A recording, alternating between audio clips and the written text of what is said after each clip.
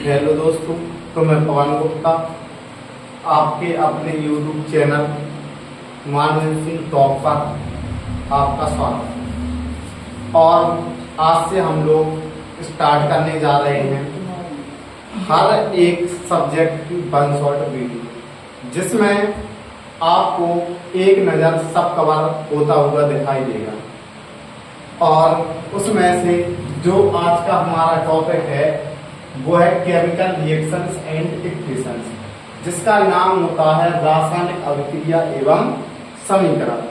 और जो है ये क्लास 10th साइंस का है और आपको साइंस पढ़ाने वाले हैं पवन गुप्ता, यानी कि हम। अगर अगली बात देखें तो हम इसको वन शॉट ना कहकर गन शॉट के नाम से जानेंगे। वन शॉट तो दुनिया करा रही है, गन शॉट देखते हैं कि बंदूक की तरह कैसे क्वेश्चन होते हैं और हमें कैसे समझ में आते हैं। तो हम लोग आज स्टार्ट करने जा रहे हैं रासायनिक अभिक्रिया एवं समीकरण, जो कि क्लास 10 बोर्ड एग्जाम से काफी इंपोर्टेंट क्वेश्चन यहाँ से बनते हैं और काफी रिएक्शंस यहाँ से बनती हैं। तो हम लोग आज संपूर्ण चैप्टर कवर करने वाले हैं इसी वीडियो के माध्यम से। और इस वीडियो में जो भी पढ़ाया जाएगा उतना अगर आप लोग बोर्ड एग्जाम के लिए प्रिपेयर करके जाते हैं तो आपके इस चैप्टर से जो 100% जो क्वेश्चन बनेंगे वो आपसे होकर जाएंगे। तो वाणी को यही विराम देते हुए डायरेक्ट चैप्टर को स्टार्ट करते हैं। तो चैप्टर का नाम है रासायनिक अभिक्रिया एवं समीकरण, केमिकल रिएक्शंस एंड इक्वेशंस। तो देखो हम स्टार्ट करेंगे एक बहुत बेसिक से, और बेसिक वो हमारा होगा एक तीरा से। जैसे कि हम यहाँ पर एक तीर बनाने वाले हैं, जैसे हमने ये तीर बनाया, ये तीर बनाया, और ये जो हमारा तीर है यहीं से हम पाठ की शुरुआत करेंगे और अंत इसी तीर पर कर देंगे। तो देखते हैं इसका मतलब क्या होगा। तो ये जो तीर होता है, पहले इसके बारे में समझ लेते हैं। जो तीर का पीछे वाला हिस्सा होता है इसे कहा जाता है टेल पार्ट, टेल पार्ट, और इसे कहा जाता है हेड पार्ट, इसे कहा जाता है हेड पार्ट, इसे कहा जाता है हेड पार्ट, यानी इसे कहा जाता है पूंछ भाग, और इसे कहा जाता है शीर्ष भाग, शीर्ष भाग, यानी कि तीर के आगे वाला हिस्सा और तीर के पीछे वाला हिस्सा। तो हम यहाँ पर तीन चीजें ऑब्जर्व कर रहे हैं। यहाँ पर एक तो जो चीज लिखी जाएगी वो तीर के पीछे साइड लिखी जाएगी, एक तीर के आगे साइड लिखी जाएगी, और तीसरी जो तीर के ऊपर या नीचे लिखा जाएगा। तो हम देखते हैं, हमने यहां पर लिखा a+b, और जो हमारा बन के तैयार हुआ वो हुआ c+b, और यहां पर हमने गर्म करने का चिन्ह लगा दिया। तो हम अब जानते हैं कि जो हमारा a+b होगा वो क्या होगा, और जो c+d होगा वो क्या होगा। तो ये है अभिक्रिया के तीर का निशान, जिसको हम गिब्स यू के नाम से जानेंगे बार बार, जिसको अपन गिब्स यू के नाम से बार बार जानेंगे, गिब्स यू। तो हम देखेंगे कि a+b क्या है, c+d क्या है, और जो यहां पर गर्म हो रहा है ये क्या है। तो हम ये पढ़ने से पहले एक चीज जानेंगे कि जो हमारे अभिक्रिया के तीर का जो पीछे वाला हिस्सा होता है उसका नाम होता है अभिकारक, उसका नाम होता है अभिकारक, अभिकारक यानी जिसे कहा जाता है रिएक्टेंस। और जो अभिक्रिया के शीर्ष साइड लिखा जाता है उसका नाम होता है उत्पाद, यानी कि प्रोडक्ट। उसका नाम क्या होता है, उसका नाम होता है प्रोडक्ट।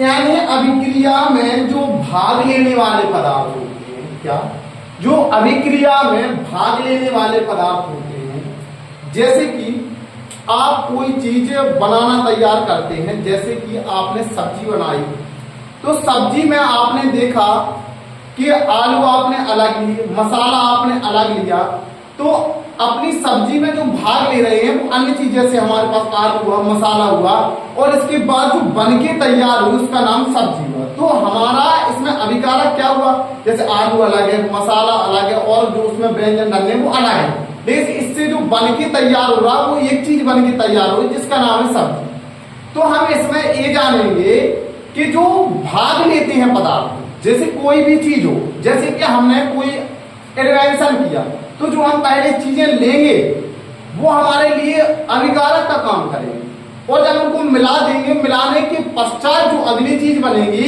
उसका नाम हम उत्पाद देंगे। तो अभिक्रिया में जो भाग लेने वाले पदार्थ होते हैं वही अभिकारक कहलाते हैं, और अभिकारक के बाद अभिक्रिया के फलस्वरूप जो प्राप्त होता है उसे हम उत्पाद कहते हैं। जैसे कि आपके पास कोई मैग्नीशियम रिबन है, और आपने उस मैग्नीशियम रिबन को वायु की उपस्थिति में जला दिया, तो आपका क्या हुआ, मैग्नीशियम आपने जो जलाया वो ऑक्सीजन, जब ये दोनों आपस में क्रिया करेंगे तो बनाएंगे क्या, मैग्नीशियम ऑक्साइड। तो आपका मैग्नीशियम प्लस ऑक्सीजन जो हुआ वो आपका अभिकारक हुआ, और जो मैग्नीशियम ऑक्साइड बना वो आपका उत्पाद के तौर पर बना। तो अभिक्रिया में भाग किसने लिया, मैग्नीशियम रिबन और वायु के, और इसके साथ जो बना हमारा वो बना उत्पाद। उत्पाद में क्या बना, तो मैग्नीशियम ऑक्साइड बना। ये फॉर एग्जाम्पल है। तो अभिकारक क्या होते हैं, अभिकारक वे पदार्थ होते हैं, क्या जी, वे पदार्थ होते हैं। अभिकारक वे पदार्थ होते हैं, वे पदार्थ होते हैं जो अभिक्रिया में भाग लेते हैं, जो अभिक्रिया में भाग लेते हैं।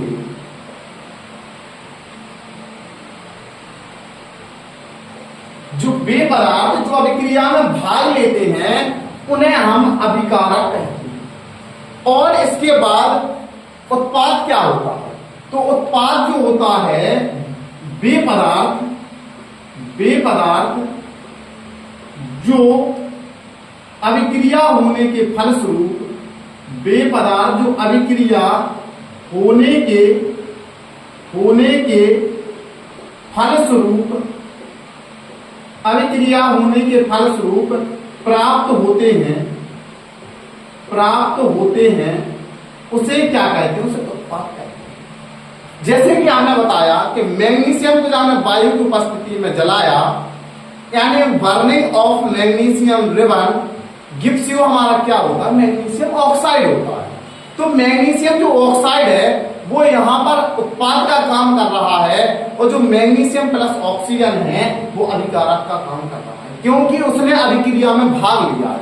और इसके बाद जो हमारा ये अभिक्रिया के तीर के ऊपर या नीचे लिखा जाता है उसका नाम होता है उत्प्रेरक, उसका नाम होता है उत्प्रेरक, जिसे कहा जाता है कैटालिस्ट, जिसे कहा जाता है कैटालिस्ट।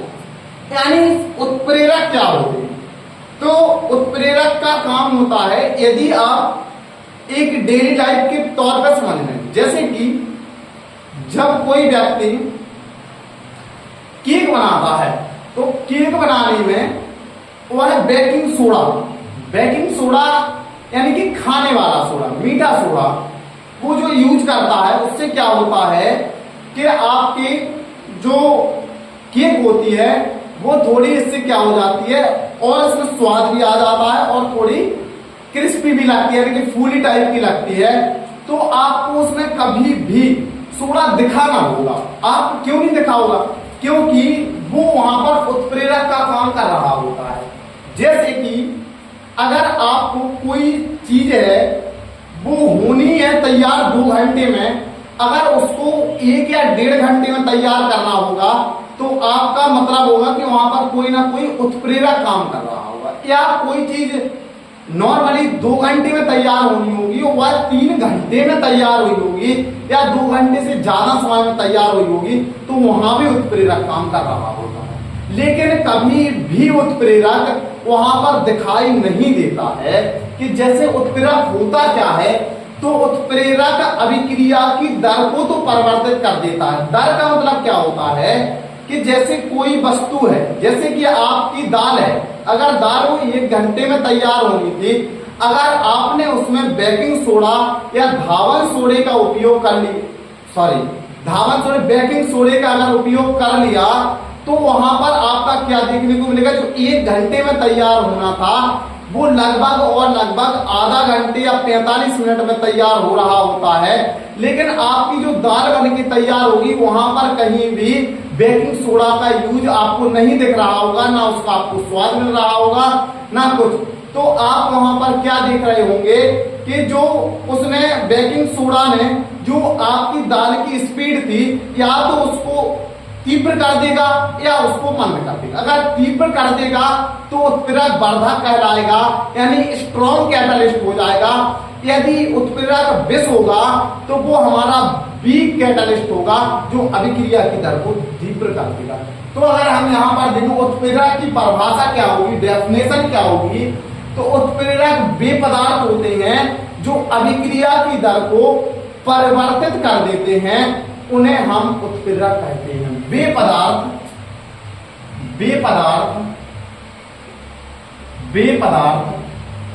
जो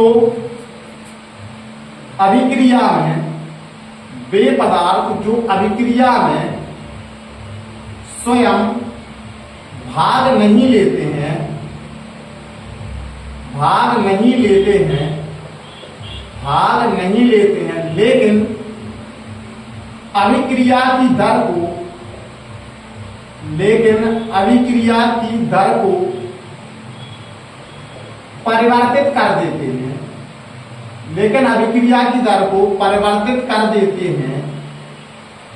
लेकिन अभिक्रिया की दर को परिवर्तित कर देते हैं, ऐसे पदार्थ उत्प्रेरक कहलाते हैं। उत्प्रेरक 2 प्रकार के होते हैं, यानी कि कैटालिस्ट आर 2 टाइप्स। उत्प्रेरक 2 प्रकार के होते हैं। एक तो होता है उत्प्रेरक वर्धक। क्या होता है? एक होता है उत्प्रेरक वर्धक और दूसरा होता है उत्प्रेरक विष। जिसे हम जानते हैं स्ट्रॉन्ग कैटालिस्ट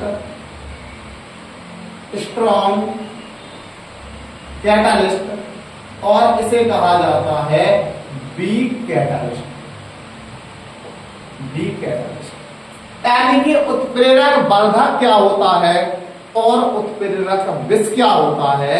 तो उत्प्रेरक क्या होते हैं? तो वे पदार्थ जो अभिक्रिया में स्वयं भाग नहीं लेते हैं, लेकिन अभिक्रिया की दर को परिवर्तित कर देते हैं। परिवर्तित करने का मतलब होता है या तो वो अभिक्रिया की दर को बढ़ा रहा होता है या फिर अभिक्रिया की दर को घटा रहा होता है। जब अभिक्रिया की दर को बढ़ा रहा होता है तो उसे उत्प्रेरक वर्धक कहते हैं, और जो अभिक्रिया की दर को मंद कर रहा होता है, धीमा कर रहा होता है, उसे उत्प्रेरक विष कहते हैं। तो आप समझ चुके हैं उत्प्रेरक वर्धक क्या होता है। जो अभिक्रिया की दर को तीव्र कर देता है वो उत्प्रेरक वर्धक कहलाता है। जो अभिक्रिया की दर को मंद कर देता है वो उत्प्रेरक विष कहलाता है। आप लोग जितनी चीज बताई, अभिकारक क्या होते हैं, उत्पाद क्या होता है, उत्प्रेरक क्या होते हैं, तो आप लोगों को समझ में आए कि नहीं आए? अगर जो चीज समझ में ना आए तो कमेंट बॉक्स में मेंशन कर दें कि सर या तो आप तेज पढ़ा रहे हो तो उसके बता दें, अगर धीमा पढ़ा रहे हो तो उसके बारे में बता दें। लेकिन आप लोग ये बताएं कि ये चीज समझ में आ चुकी है कि नहीं आ चुकी है। जो भी आपकी क्वेरी होगी वो आप कमेंट बॉक्स में जरूर मेंशन करना, उसमें सुधार करने का हम 100% प्रयत्न करेंगे। तो इसके बाद हम चलते हैं इसके आगे।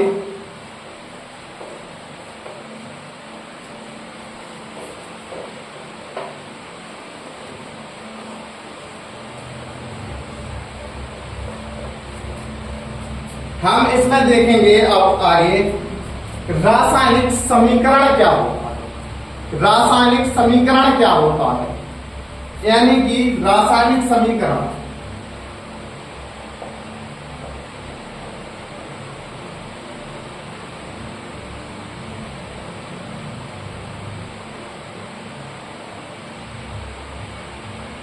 जिसे कहा जाता है केमिकल इक्वेशन। केमिकल इक्वेशन यानी कि रासायनिक समीकरण क्या होते हैं, रासायनिक समीकरण क्या है। तो जैसे हम लोग आज लिखेंगे, हम यहां पर लिखेंगे कि यहां पर लिखा है magnesium, magnesium plus oxygen, magnesium plus oxygen gives you magnesium oxide. हमने लिखा magnesium plus oxygen gives you magnesium oxide. तो अगर हम बार बार ऐसे लिखेंगे कि magnesium plus oxygen gives you magnesium oxide, तो लिखने में बहुत टाइम लगेगा। तो जब रासायनिक समीकरण आए तो उन्होंने कहा यदि हम इसको ऐसे लिखते हैं और यदि हम इसको सूत्र या संकेत या उनके चिन्हों के द्वारा व्यक्त कर दें तो उन्हें हम रासायनिक समीकरण का नाम दे देंगे। तो पहले क्या था कि व्यक्ति जो वर्ड लिखते थे वो पूरा लिखते थे, magnesium plus oxygen gives you magnesium oxide. इसके बाद जब रासायनिक समीकरण की उत्पत्ति हुई तो व्यक्तियों ने देखा कि इसको कहीं ना कहीं सूत्र संकेत या चिन्हों के द्वारा व्यक्त किया जाए तो इसको और बेहतरीन तरीके से लिख सकते हैं। तो उन्होंने क्या दिया, उन्होंने इसी को दिया कि जैसे हमने कहा मैग्नीशियम तो उन्होंने कहा Mg और ऑक्सीजन तो O2 और हमने गिव्स यू कर दिया MgO। इसी को कहा जाता है रासायनिक समीकरण।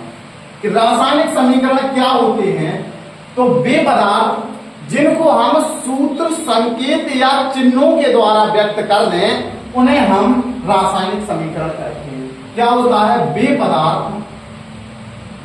पदार्थ जिन्हें सूत्र संकेत या चिन्हों के द्वारा व्यक्त किया जाए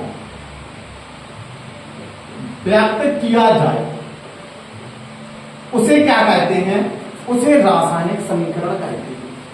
और जो आपके रासायनिक समीकरण होते हैं वो आपके दो प्रकार के होते हैं। रासायनिक समीकरण आपके दो प्रकार के होते हैं।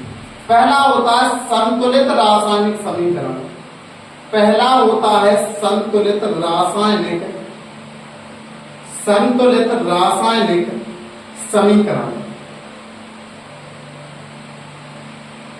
संतुलित रासायनिक समीकरण।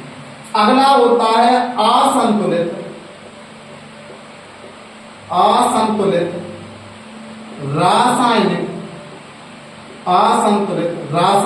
समीकरण,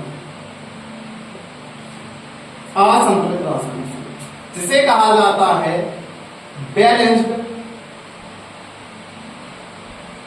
chemical equation, balanced chemical equation, और इसे कहा जाता है unbalanced chemical equation. Unbalanced chemical equation जिसे कहा जाता है संतुलित रासायनिक समीकरण और असंतुलित रासायनिक समीकरण। इसको पढ़ने से पहले हम ध्यान देते हैं कि यहां पर द्रव्यमान संरक्षण का नियम क्या होता है, law of conservation of mass, यानी द्रव्यमान संरक्षण का नियम क्या होता है। यहां पर जानते हैं द्रव्यमान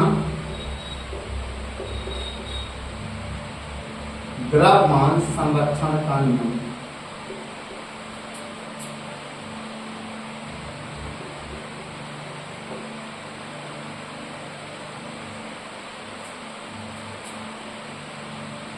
law of conservation of mass.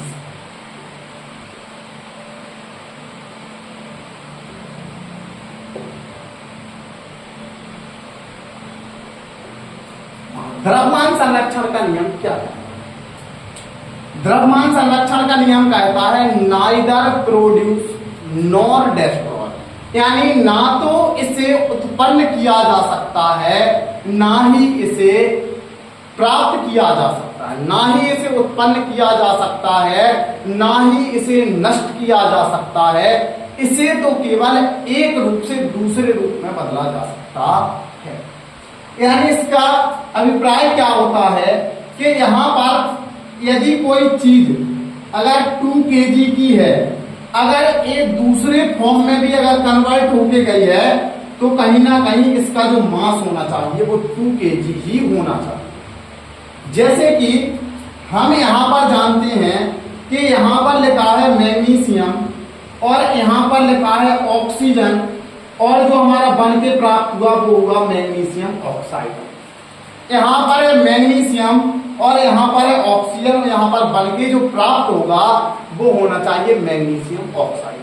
तो यहां पर क्या होता है, जे है अभिकारक और जे क्या है उत्पादक। अभिकारक क्या होता है, अभिक्रिया में जो भाग लेने वाले पदार्थ होते हैं वो अभिकारक कहलाते हैं। मैग्नीशियम ऑक्साइड क्या है, उत्पाद है। अभिक्रिया के फलस्वरूप प्राप्त होने वाले पदार्थ उत्पाद कहलाते हैं। तो यहां पर क्या होना चाहिए, यहां पर अभिकारक के प्रत्येक तत्व का द्रव्यमान, बात सुनना और बिल्कुल ध्यान से सुनना, हम क्या कह रहे हैं, यहां पर अभिक्रिया में अभिकारक के प्रत्येक तत्व का द्रव्यमान यदि उत्पाद के प्रत्येक तत्व के द्रव्यमान के बराबर हो जाता है तो वो हमारे द्रव्यमान संरक्षण के नियम को लागू होता है, उसका पालन करता है। और यहाँ पर हम देखें तो केवल मैग्नीशियम के कितने हैं, मैग्नीशियम का केवल 1 है और ऑक्सीजन के यहाँ पर कितने हैं, 2। लेकिन अगर हम यहाँ पर देखें तो मैग्नीशियम के कितने हैं, 1 है और ऑक्सीजन का भी 1 है।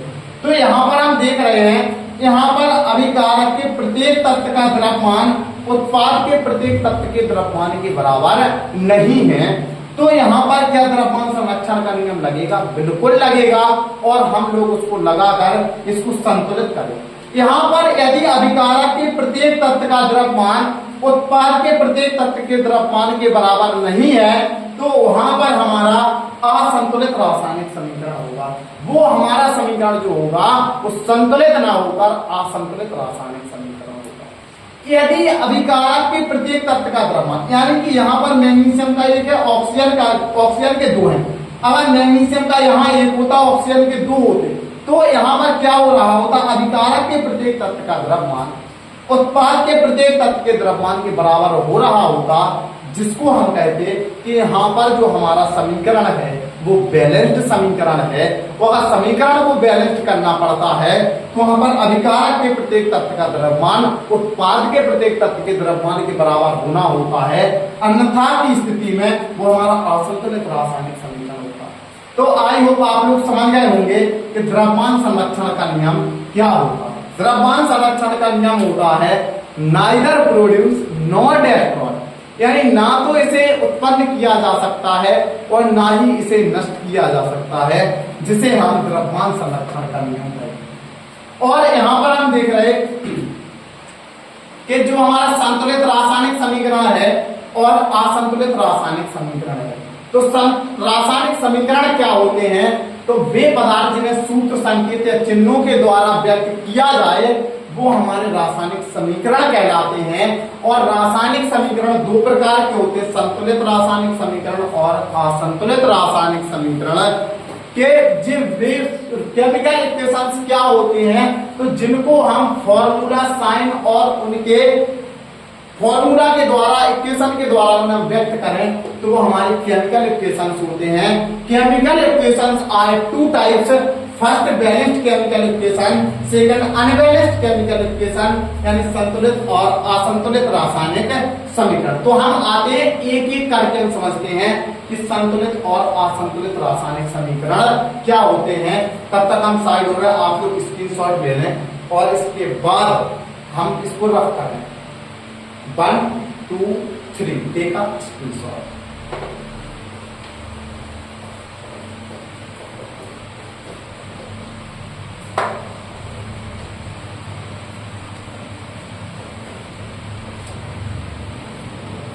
अगली चीज हम जानने वाले हैं कि संतुलित और असंतुलित रासायनिक समीकरण एक ही चीज में दोनों समझ लेते हैं कि संतुलित कब होगा और असंतुलित कब होगा। तो यहां पर हम देखते हैं, पहले देखते हैं असंतुलित। असंतुलित समीकरण,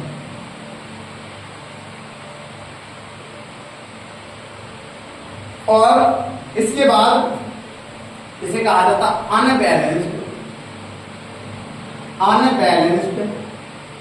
chemical equation. Chemical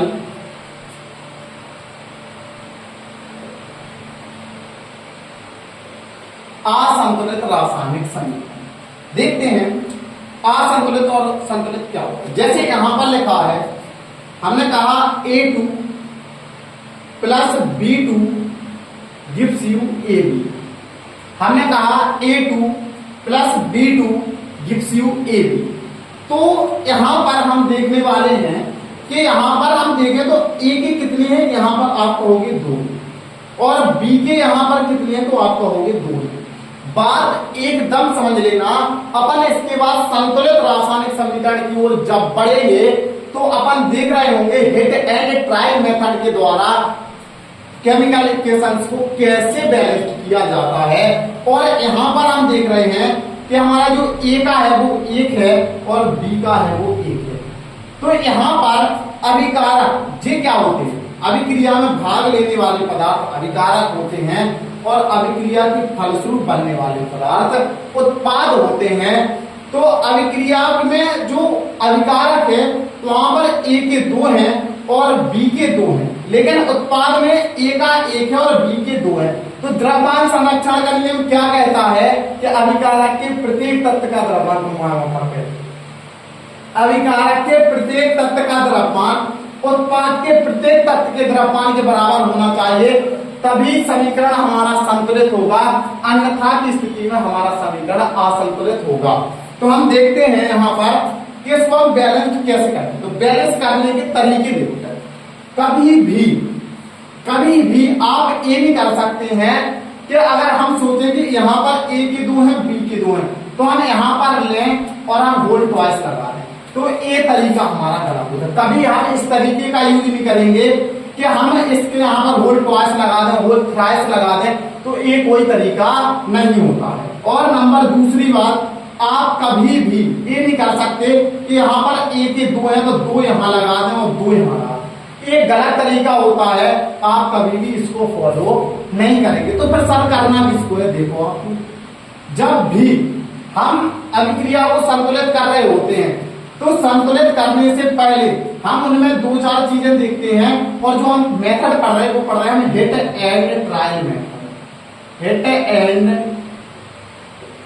trial method, hit and trial method जिसे कहा जाता अनुमानित विधि द्वारा, अनुमानित विधि द्वारा, अनुमानित विधि द्वारा, अनुमानित विधि द्वारा समीकरणों को संतुलित करना। तो हम कैसे करेंगे, यहां पर A के 2 हैं तो हमेशा आगे 2 लगाएंगे। अगर हमने यहां पर अगला लिख सकते हैं, देखो इसके बाद हमने यहां पर क्या लिखा, A2 plus B2 gives you AB लिखा। हम यहां पर देखेंगे A के कितने हैं 2 और यहां पर A का कितना है 1। तो इसको हम 2 बनाने के लिए कभी भी 2 यहां नहीं लगाएंगे, हम हमेशा 2 बनाने के लिए इसके आगे 2 लगाएंगे। हमने देखा A के 2 हैं और लेकिन यहाँ पर हम देखेंगे B के कितने हैं, तो हमने देखा कि यहाँ पर B के भी 2 हो गए और A के भी 2 हो गए। तो यहाँ पर हम देखेंगे A के कितने हैं और B के कितने हैं, और यहाँ पर भी देखेंगे A के कितने हैं और B के। अगर हम देखें यहाँ पर A के कितने हैं तो 2 हैं, B के कितने हैं तो 2। यहाँ पर हम देखें तो A के कितने हैं तो 2 हैं, B के कितने हैं तो 2। अगर आपको यहाँ पर 10% भी समझ में आया होगा तो हम इसके बाद एग्जाम्पल के थ्रू आपको काफी ढेर सारी प्रैक्टिस कराने वाले हैं और आप देखते रहे। हमने देखा कि यहाँ पर देख रहे हम, तो यहाँ पर अभिकारक के प्रत्येक तत्व का द्रव्यमान उत्पाद के प्रत्येक तत्व के द्रव्यमान के बराबर हो रहा है, और यहाँ पर अभिकारक के प्रत्येक तत्व का द्रव्यमान उत्पाद के प्रत्येक तत्व के द्रव्यमान के बराबर नहीं हो रहा है। यदि आपसे कोई कहे कि classification classification of chemical equation, chemical equation. बताइए कि पहला समीकरण किस टाइप का है और दूसरा समीकरण किस टाइप का। आपको क्लासिफिकेशन करके बताना है कि पहला समीकरण संतुलित है कि असंतुलित है, या दूसरा संतुलित है कि असंतुलित है, कि दोनों संतुलित है कि दोनों असंतुलित है। तो हमें पता होना चाहिए कि यदि हमारे अभिकारक के प्रत्येक तत्व का द्रव्यमान उत्पाद के प्रत्येक तत्व के द्रव्यमान के बराबर नहीं है, तो वो हमारा होता है असंतुलित रासायनिक समीकरण। वो हमारा क्या होता है? असंतुलित समीकरण। और इसका विपरीत जो होगा, जहां पर अभिकारक के प्रत्येक तत्व का द्रव्यमान उत्पाद के प्रत्येक तत्व के द्रव्यमान के बराबर होगा, उसे हम कहेंगे संतुलित रासायनिक समीकरण। क्या कहेंगे? संतुलित रासायनिक समीकरण। संतुलित रासायनिक समीकरण इसको कहेंगे। हमने क्लासिफिकेशन करके बताया कि कौन संतुलित है और कौन असंतुलित है। तो जहां पर अभिकारक के प्रत्येक तत्व का द्रव्यमान उत्पाद के प्रत्येक तत्व के द्रव्यमान के बराबर था, उसे हमने संतुलित रासायनिक समीकरण कहा। और जहां पर हमारे अभिकारक के प्रत्येक तत्व का द्रव्यमान उत्पाद के प्रत्येक तत्व के द्रव्यमान के बराबर नहीं था, उसे हमने असंतुलित रासायनिक समीकरण की कैटेगरी में रखा। अब हम लोग जानते हैं कि अभिक्रिया को संतुलित कैसे करते हैं। How to chemical reaction in balance. अभिक्रियाओं को संतुलित कैसे करते हैं? How to balance chemical reactions and equations. देखते हैं हम कैसे अभिक्रियाओं को संतुलित करते हैं। यहां पर केवल कॉन्सेप्ट के थ्रू ध्यान रखना आपको कि हमने बताया क्या था, सेम यही कॉन्सेप्ट आगे हम अभिक्रियाओं में यानी समीकरण में लगाने वाले हैं।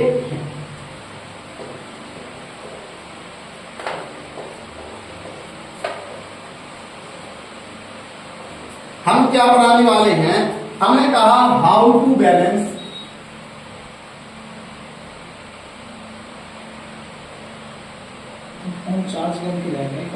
N chemical equation. रासायनिक समीकरण को संतुलित कैसे कर देखते हैं। और हमने जो मेथड बताया वो अब हम देखेंगे hit and trial method. Hit and trial method जिसे कहा जाता अनुमानित विधि द्वारा रासायनिक समीकरण को संतुलित कर। देखते हैं कैसे हम इसको संतुलित करेंगे। हम सबसे पहले हमने एक एग्जांपल लिया। हमने कहा FeSO4 हमारे पास है फेरस सल्फेट। हमारे पास क्या है? हमारे पास है फेरस सल्फेट। हमारे पास है फेरस सल्फेट जिसका जो रंग होता है वो ग्रीन कलर का होता है। किस कलर का होता है जी? जी होता है ग्रीन कलर यानी हरे कलर का होता है। लेकिन यहां अभी अपन कुछ नहीं देखते हैं, अभी केवल अपन को ये देखना है जब हम FeSO4 को की अभिक्रिया कराते हैं तो यहां पर जो बनता है वो बनता है Fe2O3 plus SO2 plus SO3। इसका नाम होता है ferric oxide plus sulphur dioxide और सल्फर ट्राइऑक्साइड। यहां पर हम अभिक्रिया को बैलेंस करेंगे। कैसे अभिक्रिया को? सेकेंड जो हम लेते हैं वो लेते हैं PbNO3 का होल ट्वाइस। PbNO3 का होल ट्वाइस क्या होता है? इसको कहा जाता है लेड नाइट्रेट। इसको कहा जाता है लेड नाइट्रेट। लेड नाइट्रेट को गर्म करेंगे। गर्म करते हैं तो lead oxide PbO plus NO2 nitrogen dioxide plus oxygen gas बनेगी यहां पर। और इसके बाद हम देखेंगे थर्ड। यहीं पर हमने थर्ड कहा कि इसी पर हम क्या करें? हम कहेंगे KClO3 potassium chlorate. Potassium chlorate potassium chloride, तो ये होता है KCl potassium chloride plus oxygen में टूट जाता है। अब हम यहाँ पर देखने वाले हैं कि अभिक्रियाओं को बैलेंस कैसे करते हैं हिट एंड ट्रायल मेथड द्वारा। जो हमने आपको वहां पर बताया कि यहाँ पर अगर हम देखें तो जितने हमारे समीकरण होंगे सब हमारे अनबैलेंस्ड केमिकल इक्वेशन होंगे, यानी सब हमारे असंतुलित रासायनिक समीकरण, क्योंकि यहाँ पर देखें तो Fe के यहाँ पर दो हैं और यहाँ पर Fe का देखें तो एक, यहीं से पता चल गया कि जो हमारी अभिक्रिया है वो असंतुलित है, यानी समीकरण है वो असंतुलित। अब यहाँ पर हम देखने वाले हैं कि अभिक्रिया को संतुलित कैसे करते हैं, तो हिट एंड ट्रायल मेथड द्वारा यानी अनुमानित विधि द्वारा हम इनको सॉल्व करेंगे। जब आप इसकी काफी प्रैक्टिस कर लेंगे तब आपकी प्रैक्टिस में भी बहुत बेहतरीन तरीके से चीजें आ रही होंगी, आपके माइंड में कई सारी चीजें चल रही होंगी। सर आपने ऐसे लिख दिया, हमें कैसे पता चलेगा? तो आप अभी पहली बार पढ़ रहे हैं तो आपको अभी सीखने की जरूरत है। अगर हमने लिखा है कि ferrous sulphate, ferric oxide, sulphide dioxide और सल्फाइड ट्राइऑक्साइड में टूट रहा है, तो आप हमारे लिखने के बाद आप जब इसको बार बार प्रैक्टिस करेंगे तो आपकी प्रैक्टिस में भी चीजें आ जाएंगी। तो कोई भी व्यक्ति इतना इंटेलिजेंट नहीं होता है कि वो एक बार में सब चीजें सीखे। आप जब इसको बार बार रिवाइज करेंगे, practice makes a perfect man, जितनी आप प्रैक्टिस कर लेंगे आप उतने परफेक्ट होते चले जाएंगे। तो हम देखते हैं यहाँ पर कि कैसे ये करते हैं। देखो तो यहाँ पर हम देखें तो Fe2O3, यहाँ पर देखें तो Fe के यहाँ पर 2 है और यहाँ पर Fe के कितने हैं?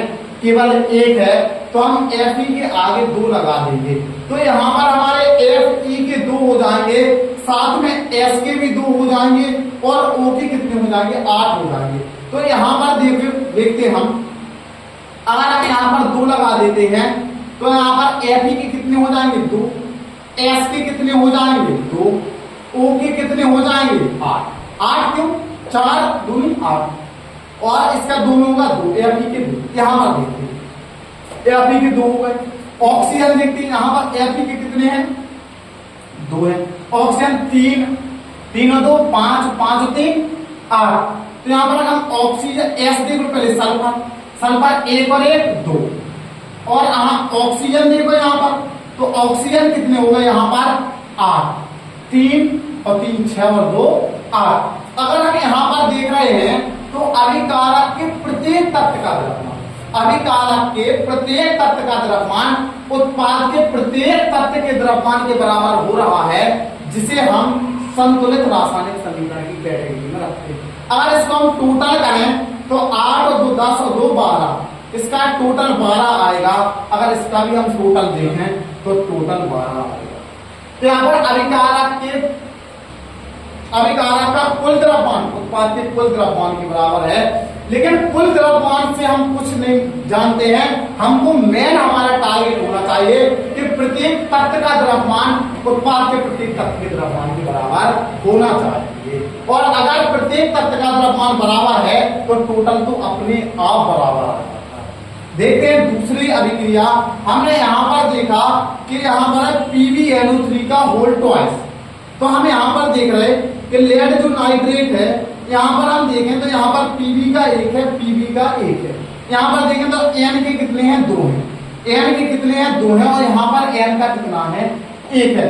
अगर यहाँ पर N का 1 है और ऑक्सीजन के कितने हैं? 2, तो यहाँ पर हम देखें तो ऑक्सीजन के कितने हो रहे हैं हमारे?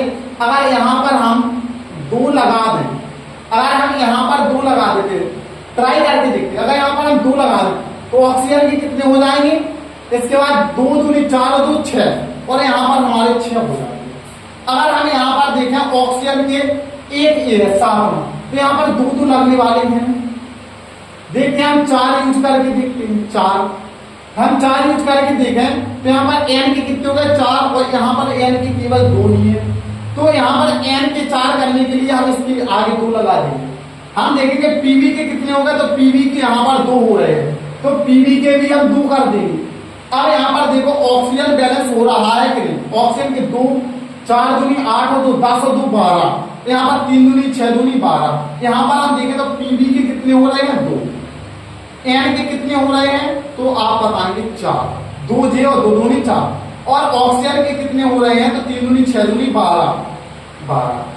अगर यहाँ पर देखें तो पीवी के कितने हो रहे हैं 2, ऑक्सीजन यहाँ पर देखें नाइट्रोजन के कितने हो रहे हैं तो 4, ऑक्सीजन के देखें तो कितने हो रहे हैं 4 दूनी 8 और 2 10 2 12। और अगर यहाँ पर हम टोटल देखें तो हमारे 18 हो रहे हैं, और इसके भी अगर टोटल देखें तब भी 18 हो रहे हैं। तो यहाँ पर अभिकारक के प्रत्येक तत्व का द्रव्यमान उत्पाद के प्रत्येक तत्व के द्रव्यमान के बराबर हो रहा है, जिसे हम कह सकते हैं संतुलित रासायनिक समीकरण हो रहा है। इसके बाद हम देखते हैं, अगर आपके बोर्ड एग्जाम की दृष्टि से तीनों रिएक्शन मोस्ट इंपोर्टेंट रिएक्शन हैं, मोस्ट इंपोर्टेंट रिएक्शंस हैं, तो आप केवल जब लेड नाइट्रेट को सॉल्व करें तो आप जान लें कि नाइट्रोजन में 4 लगने हैं, तब तो आपका काम हो जाएगा। यही बार बार जो हमारे इक्वेशंस होती हैं बार बार रिपीट होती हैं, तो इन्हीं को हम बार बार करेंगे तो अपने आप स्पीड बन जाएगी, और प्रैक्टिस लगातार होगी तो हम उसमें परफेक्ट हो ही जाएंगे। हम इसके बाद देखते हैं KClO3।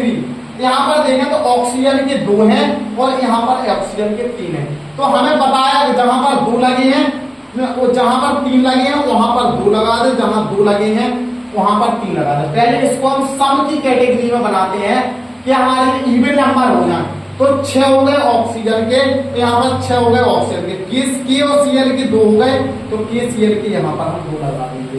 अगर हम यहाँ पर देखें कि K के कितने हैं तो आप कहोगे 2, Cl के कितने हैं तो आप कहोगे 2, ऑक्सीजन के कितने हैं तो आप कहोगे 6। यहाँ पर K के कितने हैं तो आप कहोगे 2, Cl के कितने हैं तो आप कहोगे 2, और ऑक्सीजन के कितने हैं तो आप कहोगे 6। टोटल अगर करें तो 10 हो रहे होंगे, और यहाँ भी अगर हम टोटल करेंगे तो 10 हो रहे होंगे। तो आपको कुछ 5-10% चीजें समझ में आई होंगी कि अभिक्रियाओं को हम संतुलित कैसे करते हैं, how to balance in chemical reactions. और इसके बाद हम, अगर आप चाहो तो इसके बाद हम और भी करा सकते हैं अभिक्रियाओं को संतुलित, जैसे हमने यहाँ पर आपको लिखा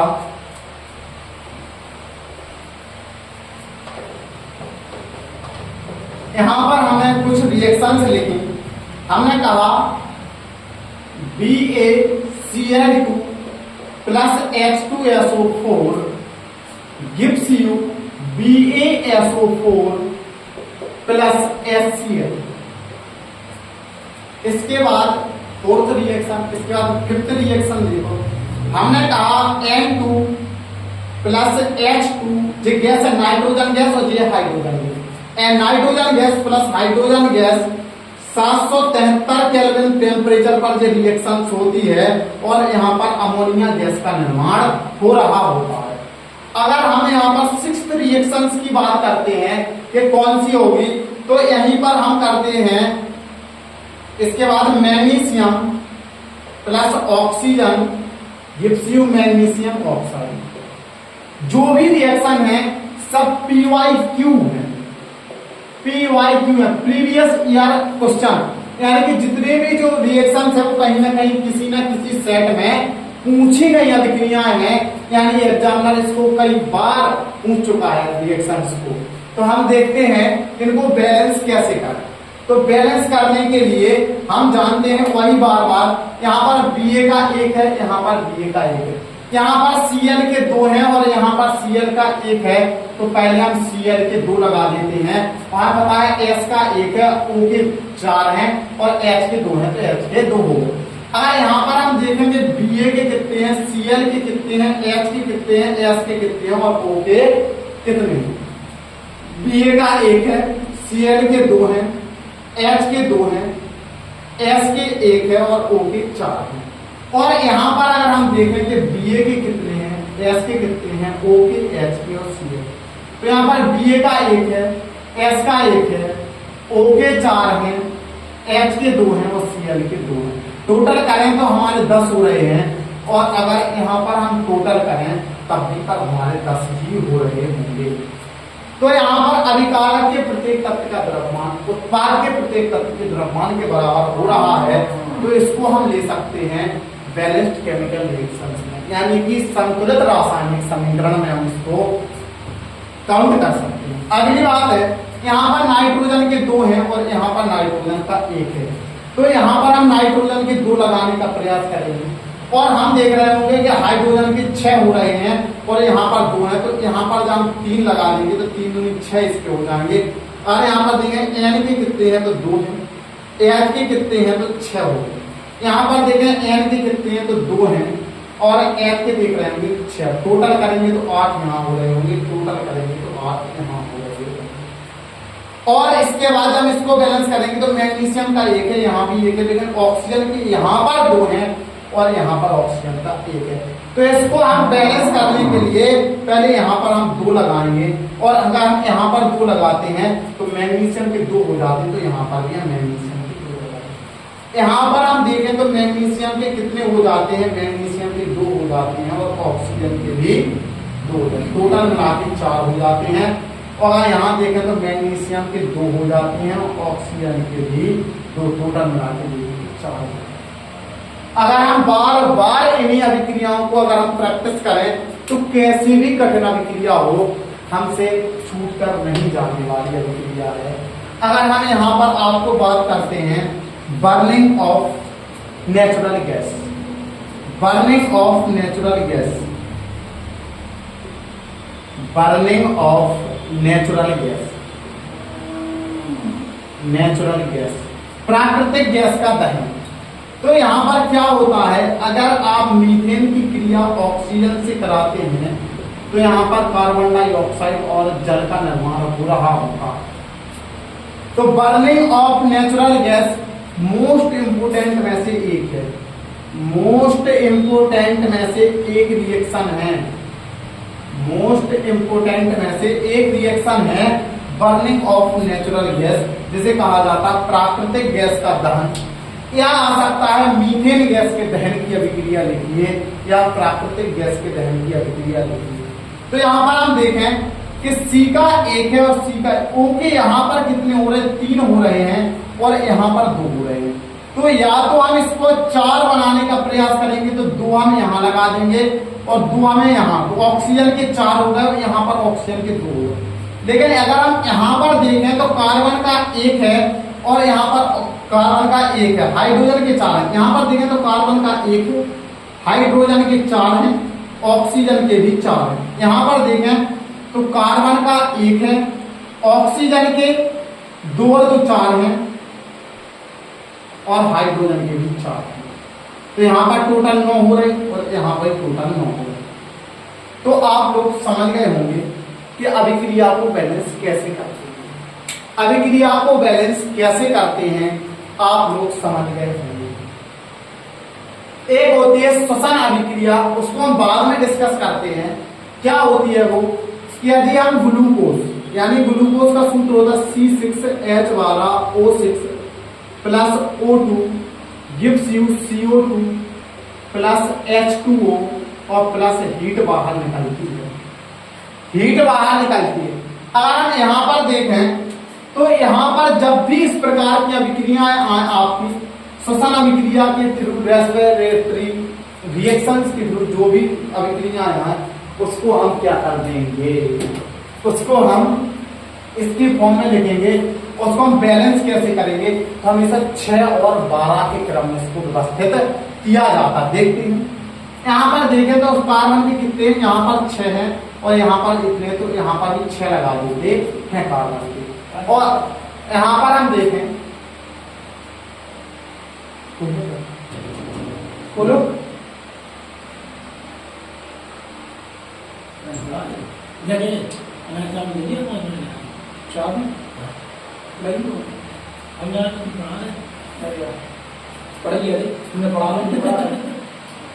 अगर हम यहाँ पर देखते हैं कि अभिक्रिया को कैसे बैलेंस करें, तो यहाँ पर हम 6 लगा देते हैं तो ऑक्सीजन के 6 दूनी 12 और अगर हम यहाँ पर भी 6 लगा देते हैं तो 12 और 6 18 हो जाते हैं ऑक्सीजन के।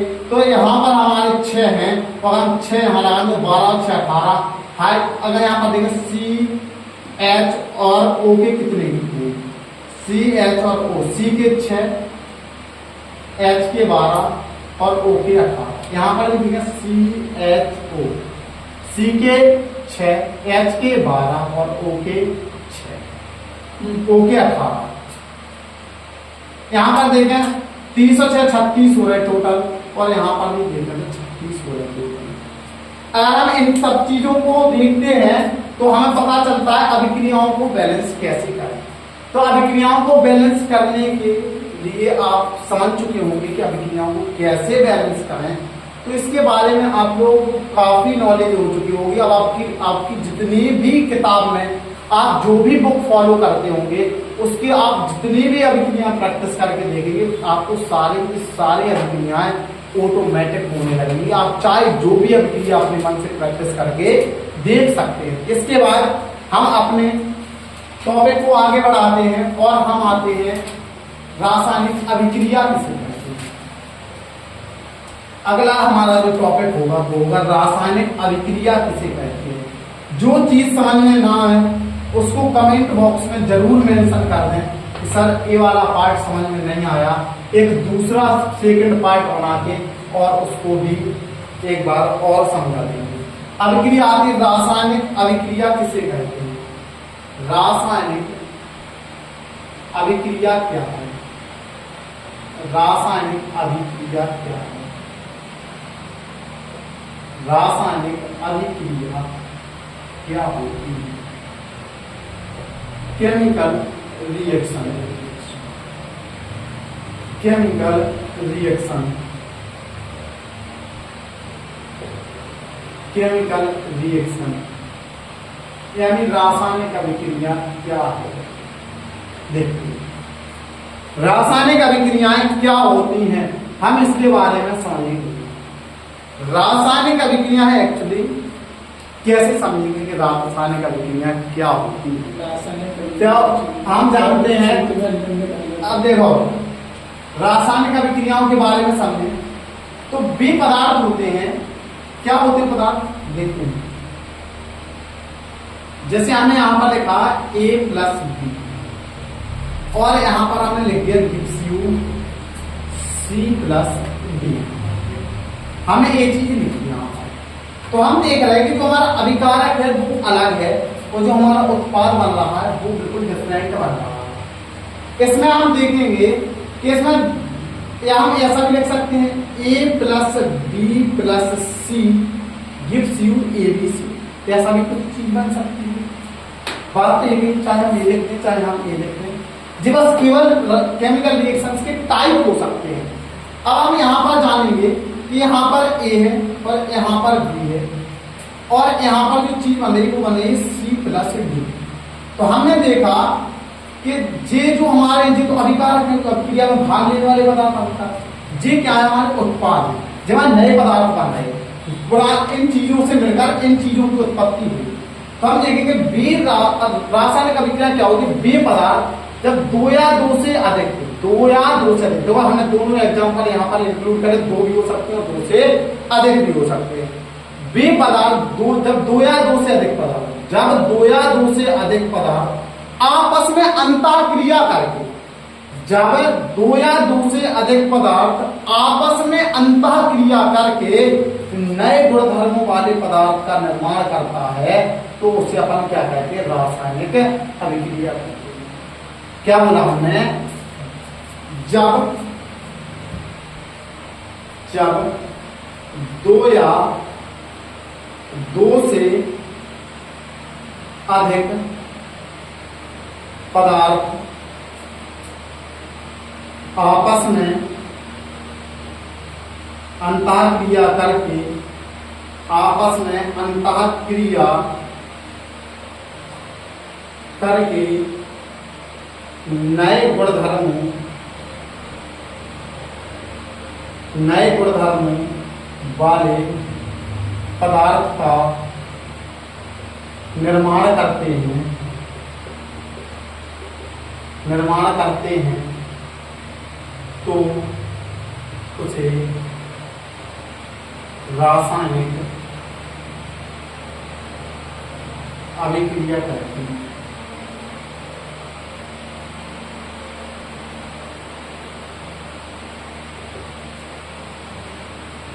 जब दो या दो से अधिक पदार्थ आपस में अंतःक्रिया करके, देखो हमने दो पदार्थ लिए, दो पदार्थों से हमने एक पदार्थ बनाया, तो हमने यहाँ पर देखा कि यहाँ पर दो या दो से अधिक पदार्थ आपस में अंतःक्रिया करके नए गुणधर्मों वाले पदार्थ का निर्माण कर रहा है, तो उसे हम क्या कहते हैं, रासायनिक अभिक्रिया कहते हैं। अब आपके माइंड में चीजें चल रही होंगी, सर हमें पता कैसे चलेगा कि यहाँ पर रासायनिक अभिक्रिया हुई है कि नहीं हुई। एक मतलब इसके हमें प्रभाव कैसे देखने को मिलेंगे कि अभिक्रिया हुई भी है कि नहीं हुई है। रासायनिक अभिक्रिया की निर्भरता, यानी रासायनिक अभिक्रिया को प्रभावित करने वाले कारक, रासायनिक अभिक्रिया को रासायनिक अभिक्रिया को रासायनिक अभिक्रिया को प्रभावित करने वाले कारक। रासायनिक अभिक्रिया हुई है कि नहीं हुई है, हमें पता ही कैसे चलेगा कि रासायनिक अभिक्रिया हो भी रही है कि नहीं हो रही है, हमें कैसे पता चलेगा। तो रासायनिक अभिक्रिया को प्रभावित करने वाले कुछ कारक होते हैं जिनको देखकर हम समझ सकते हैं कि रासायनिक अभिक्रिया हुई है कि नहीं। तो उसके पहले कुछ चीजें समझ लीजिए। अगर कहीं पर यहाँ पर G लिखा दिखाई दे, या कहीं पर S लिखा दिखाई दे, या कहीं पर L लिखा दिखाई दे, या AQ लिखा दिखाई दे, तो हम समझ जाएंगे कि SG होगा, तो इसका मतलब होगा वहां पर कहीं ना कहीं गैस है, वो पदार्थ जो है वो गैस है। अगर S लिखा हुआ है तो इसका मतलब वो कहीं ना कहीं सॉलिड यानी ठोस है। अगर L लिखा दिया तो मतलब लिक्विड स्टेट में है, लिक्विड मतलब द्रव अवस्था में है, और G मतलब पानी वाली अवस्था में है, यानी कि एक्वस स्टेट में है, एक्वस स्टेट में है। और एक और आएगा पीपीटी के फॉर्म में, PPT precipitate, water not soluble, जो वाटर में ना घुले, जो अनसॉल्युबल हो, मतलब वाटर में जो ना घुले, अवलेय हो, वो क्या होगा, वो तली पर आकर बैठ जाएगा, जिसे हम कहेंगे पीपीटी के फॉर्म में। अगर हमें इतनी चीजें दिख रही हैं तो हम समझ जाएंगे ये गैस अवस्था है, ये सॉलिड है, ठोस अवस्था है, द्रव अवस्था है, ये एक्वस स्टेट है, और ये हमारा वाटर में सॉल्युबल नहीं है, यानी कि इनसॉल्युबल ऑफ वाटर, यानी कि ये प्रिसिपिटेट के फॉर्म में, अवक्षेप के फॉर्म में है। अब हम इसके बाद पढ़ते हैं आपके क्या, यहाँ पर आते रासायनिक अभिक्रिया को प्रभावित करने वाले कारक। कौन कौन से कारक होते हैं जो रासायनिक अभिक्रिया को प्रभावित करते हैं। एक तो हम कह सकते हैं गैस का निष्कासन, गैस का निष्कासन। आपने कोई भी अभिक्रिया की और आपने अभिक्रिया करने के बाद आपको पता चला कि वहां पर गैस उड़ गई, यानी कि हम कह सकते हैं produce in gas, produce in gas,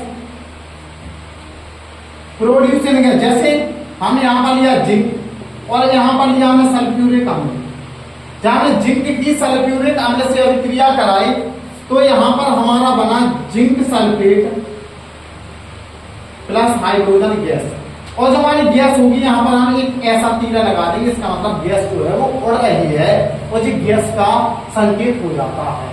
तो यहाँ पर क्या होगा, गैस का निष्कासन हो रहा है, तो हम समझ जाएंगे यहाँ पर रासायनिक अभिक्रिया सर हुई। नंबर अगली बार नंबर 2 था रंग में परिवर्तन, रंग में परिवर्तन जिसे कहा जाता है चेंज इन कलर,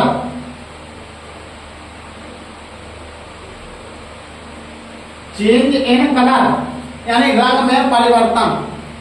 क्या होता है, रंग में परिवर्तन।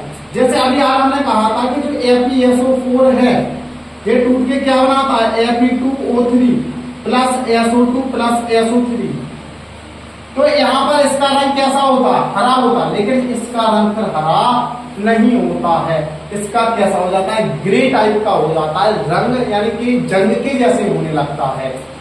और अगर हम तीसरी बात करते हैं तो अगला होता अवस्था में परिवर्तन। अवस्था में परिवर्तन, अवस्था में परिवर्तन, सर अवस्था, change in state, change in state, इसका मतलब क्या, चेंज इन स्टेट का मतलब होता है अवस्था। जैसे आपने दो चीजें, ठोस चीजें ली, दो आपने ठोस चीजें ली और इसके बाद जो प्रोडक्ट आपका बना वो का आपका सॉलिड बन गया, का एक्वस बन गया। तो यहाँ पर क्या हो रहा होता है, यहाँ पर अवस्था में परिवर्तन हो रहा होता है।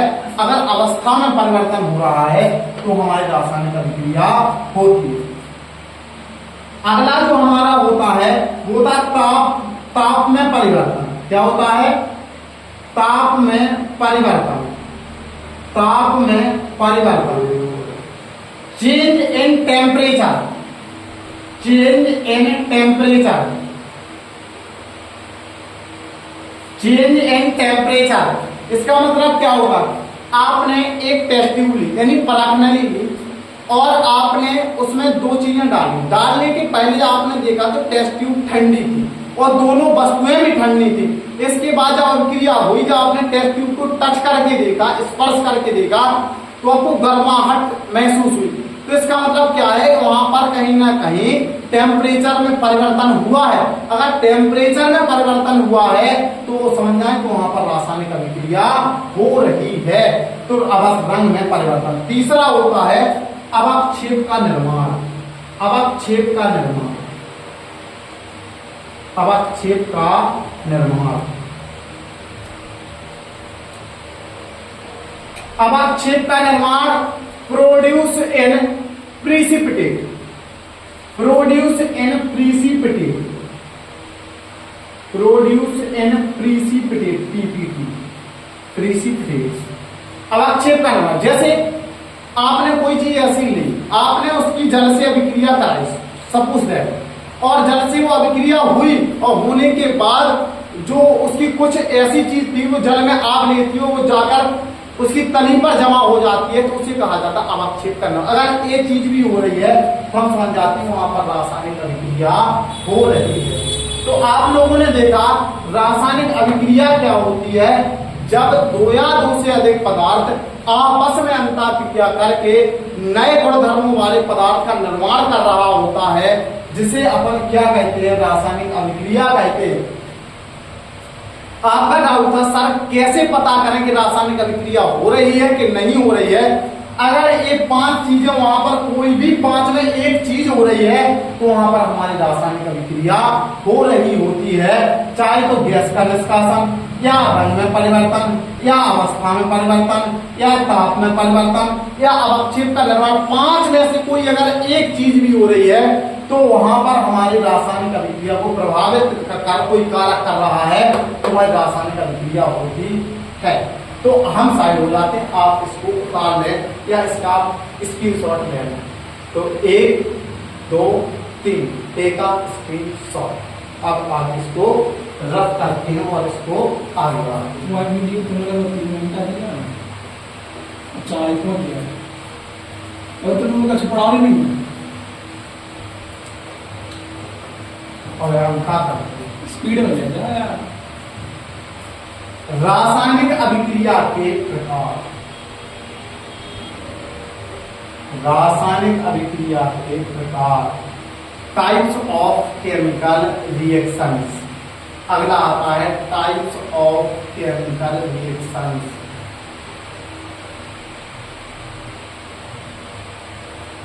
टाइप ऑफ केमिकल रिएक्शंस, रासायनिक अभिक्रियाओं के प्रकार। टाइप्स ऑफ केमिकल रिएक्शंस, रासायनिक अभिक्रियाएं कितने प्रकार की होती हैं। तो chemical reactions are many types.